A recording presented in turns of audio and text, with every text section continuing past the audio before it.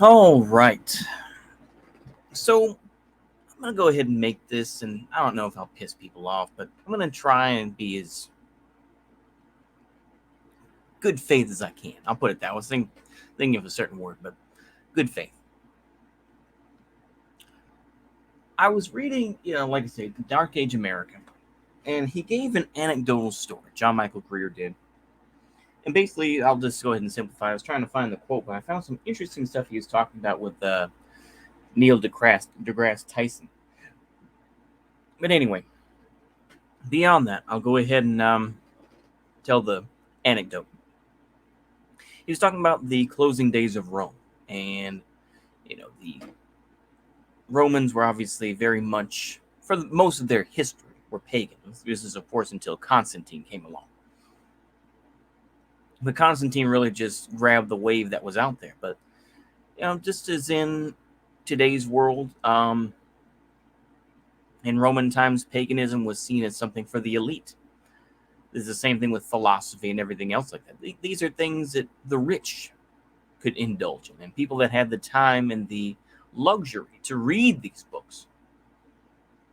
And so instead, people became more focused on Christianity. And I think that there is an element where paganism, to a point, always represented elitism. Ultimately, paganism, I would say, even in Norse mythology and Norse paganism, was much more for the elite warriors and Vikings and stuff like that, right? Ordinary people were just like, well, they may have some sort of idea, but they don't know all the rituals and everything else like that to a point.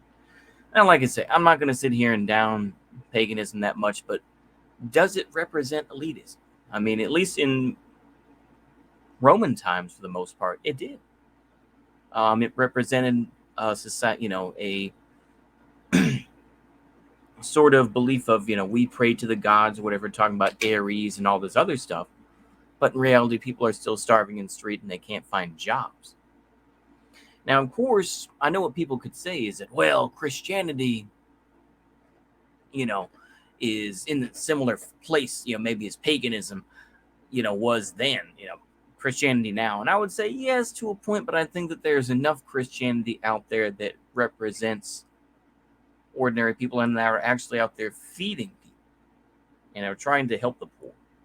Now, of course, you can go ahead and say, oh, that's fake or whatever, but it's a matter of opinion.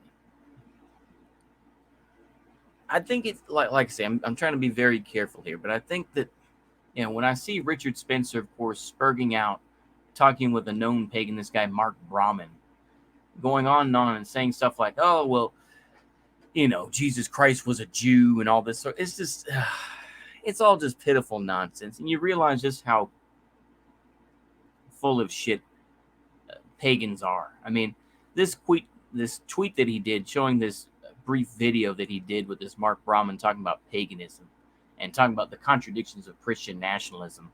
Got 19 retweets, 7 quote tweets, and 65 likes. I mean, and it's all, like I said, yeah, clearly the first time I've ever seen this guy speak, he sounds gay as hell. Yeah. Fighting globalism with universal truth. Yeah, Christianity sees that there is a universal truth. Yeah. And this is something that a lot of folks will try to do, and a lot of pagans will try to do. And the sort of thing of, oh, well, Christianity and communism are the same thing, and all this sort of things that, they want the world unified in Christianity and everything else like that.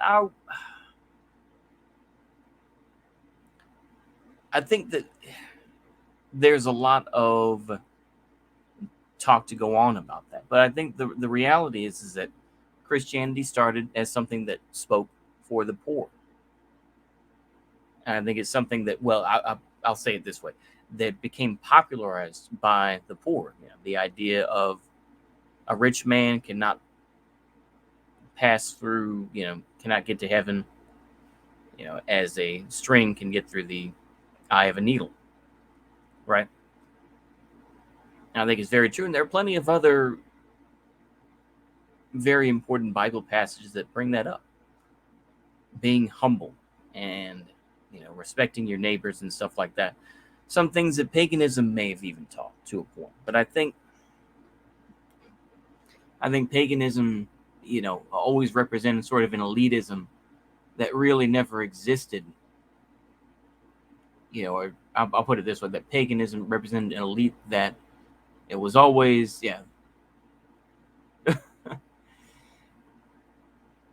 thought of themselves as high and mighty and whatnot. And of course, plenty of other, aspects of it, such as Odin being gay and all this sort of thing. But and the back and forth that goes on. But I think it's just cope. I mean, I feel sorry for pagans today. I genuinely do. I feel sorry for them because they will never gain any sort of experience. Paganism was the elite of the day. Today, the elite of today is much more about science and technology. That is the religion or their version of it today. Maybe to a point you can go and say, oh, Biden's a true Catholic and whatnot. Like I say, his spiritual advisor is a rabbi. So I don't know about that. Maybe this is a cheap attempt to defend Christianity, but I feel like you can separate between the televangelists and the rich folks who make a lot of money, obviously, literally people like Creflo Dollar, versus a local church that is run out of some like an old building downtown. I think there's a difference. I think there's a serious difference. And as I get older, and maybe as I just kind of wake up and kind of give up on the various LARPs, I just realized, like, I have to be able to live in this world somehow. I can't just be somebody who just, holds these contradictory views or whatever and thinks that, these things are real or whatever. It's like, yeah, I enjoyed Kung Fu movies, but I realize that now I have to be able to give that up. I don't know, maybe this is getting more schizo than I need to, but I think the basic point is this, is that paganism, at least from what I've seen of it, represents more of an elite. And there was a time when maybe it represented like nationalism or whatever the case may be, but during the late Roman era, it represented elitism. It represented, the vomitoriums and the excesses of the Roman Empire that most ordinary people didn't get to, didn't get to see, didn't get to enjoy. Much as now is that, you can talk about science and technology all day, but it's like at the end of the day, we don't get to see that. We have to pay millions of dollars for that service, We don't have that luxury. And that's really what it is. So I'm going to go ahead and just send this out today, even though I put out the 3 videos and I put out plenty of other stuff that I recorded last week. But I hope y'all enjoyed that. And if you enjoyed it and, you kind of agree, write a comment. Or if you didn't like it, especially write some comments and push back. I like a bit of pushback. Anyway, I think that's all I got. See you later. Goodbye.